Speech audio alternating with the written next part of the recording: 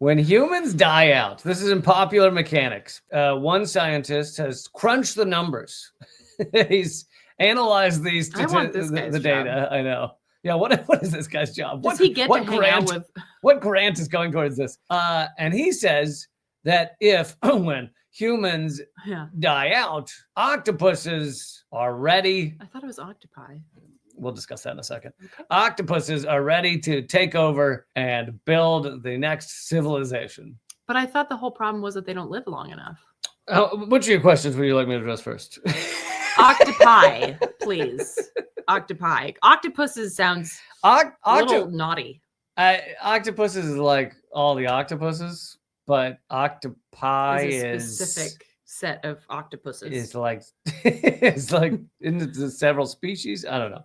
Is there an octopi? So you don't know? I don't actually know, but I do know it's octopuses. That I know. Like that. I don't know what octopi is used for because I've said octopi most of my life, but I realize it is octopuses. I'm not okay with that. I think I'm going to keep calling it octopi. Okay, can you answer the second question now? In the article, he does not mention the lifespan. I had heard that. So we should start off. You're jumping the gun. Sorry. Octopuses are incredibly smart. And by the way, anyone who doesn't like eating really smart animals should not eat octopuses either. But that's why I only eat humans. Yeah, no, definitely eat humans. But they can do all kinds of things. They can use tools. They can cover themselves in shells to block intruders from getting them. They've escaped cages and aquariums, gone and eaten fish out of the other cages, and then gotten back into their cage. So that when the dumb humans, the idiot humans, come in the next day, they're like, "Where are all the fish going?" And it took them like weeks until they finally put up a camera to figure out what was going on to see this octopus leave his cage, come eat other fish. You can't put the buffet right there and expect him not to react. You can't. But apparently one of the things that holds them back is, depending on the species, there are many species, but depending on the species, they live between 1 year and 3 years. So like the longer living ones are 3 years.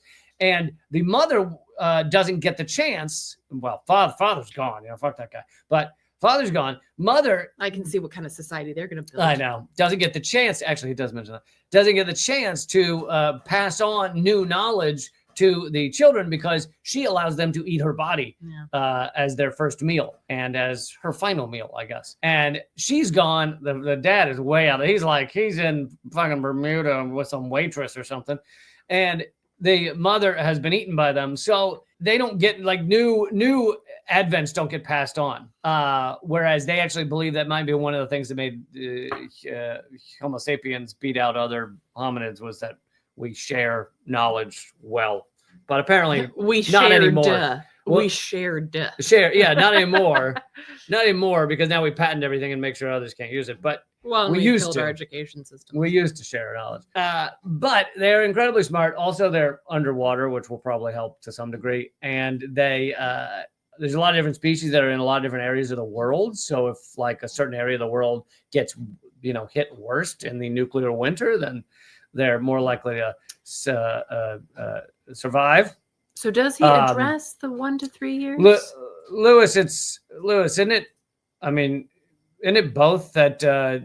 She dies of starvation while fanning her eggs. I know that's true, but aren't they also eating off of her at the same time? Yeah, It's not the eating off her that kills her. It's the starvation. But yeah, they don't eat her alive. Anyway. That's a little dark. I mean, I guess it's still dark, but they don't commit the matricide, is what I'm saying. Does he mention the 1 to 3 years? No, he doesn't mention the lifespan, which is kind of important. Well, you can evolve, okay? We didn't used to live to 80 or 120. We used to live to like 20. Okay. Well, you said she mentions the kind of society they build. Doesn't sound great to me. I don't know why you're so anti-octopuses. You're the one who brought up the deadbeat dad.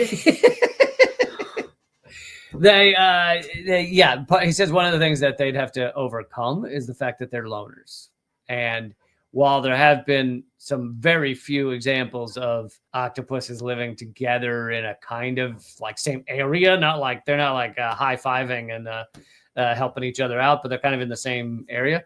But in general, they're very much loners and they keep away from each other. So that's not going to help with the whole building a society. So they'd have to move past that. Well, the question is also what we're talking about when we say society? Because if we're just talking about our perspective on what a society is, I really hope they don't. If we're talking about other iterations, I think, yeah, go for it. I think the problem is that we might be projecting our idea of what a society means onto these poor you're saying they could take over the world but just continue to be loners. I mean, that sounds pretty nice, but then again, I'm an introvert, so Sir Edward Ross says we should do a wilderness show. I'm down, but I'm calling them octopi. Let the record show. I mean, octopuses just sound a little more naughty. Are you looking up the Yes. when to use octopi, when to use octopuses? No, that's not what I'm looking up. It's octopi. Species on Earth have already passed through 5 mass extinctions. Yeah, that's another thing. They have survived the other mass extinctions, whereas most things did not. Now, of course, mammals survived at least one of them. We survived the dinosaur extinction, but most mammals did not. Most of mammals did not. It was just like the little tiny like rodents or something that made it through. So yes, they survived all the major extinctions, or at least some species did. There are very many species, although some populations, some species may fare badly. I think there's an opportunity for others to survive, radiate, and diverge over evolutionary time to colonize a wide variety of habitats, including coastal habitats. You're calling them colonizers?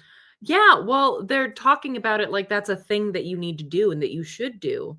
I don't think you do. That's not the kind of society I'd like to see the octopi create. Couldn't there be a form in the form of colonizing he's talking about that does not involve genociding the natives? Like, couldn't it be they just moved to another little area? Wouldn't that be called migration? Well, no. Like, so the root of colonize is setting up a separate colony. It doesn't. We use it when we mention it. We talk about genocide because that's what humans have done so much, projecting your humanity onto them. Well, but then what's the difference between colonizing and migration? Because migration you're walking by. Migration's like, hey, and you keep going. Tell that to the people at the border. That's not what migration means. Migration means that you move somewhere. Eventually you land somewhere, and at that point you've colonized it. Okay. Yes, sure. That's exactly what Fox News wants you to think. Everybody coming up from Central to South America is trying to colonize us. Good Octopus Lord. seem to have highly evolved nervous systems, although I'm not sure we'd call the dense concentration of neurons that connect their 8 limbs and huge eyes a brain. It's more a massive data processing center. So really, they're kind of like 8 people connected. While octopuses are not the only species to demonstrate high levels of intelligence, Coulson says that dexterity is a key tribute. They're highly dexterous and able to use their 8 limbs to manipulate all sorts of objects. And he brings up crows as an example of being very smart and can use tools and things, but they don't have the dexterity. With growing intelligence, he says, once they get smart enough, they'll be able to find sources of energy, like tidal energy. I'd love to see octopus build a tidal energy system. With growing intelligence and energy on their side, octopus would then face their biggest hurdle to evolutionary prominence, sociality. Octopus have a reputation of being loners. So at least she writes, I don't know if whatever. I think it's a human-like society. So yeah, I don't want a human-like society. I don't think Earth wants a human-like society either. Fair. That's all I'm saying. For some reason, this story bummed you out. It made me happy. Well, I'm bummed.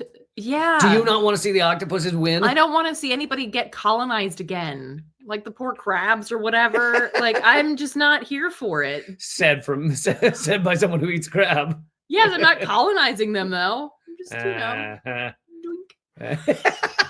Doink. That's what the Pilgrims said to the Native Americans. I'm just doink.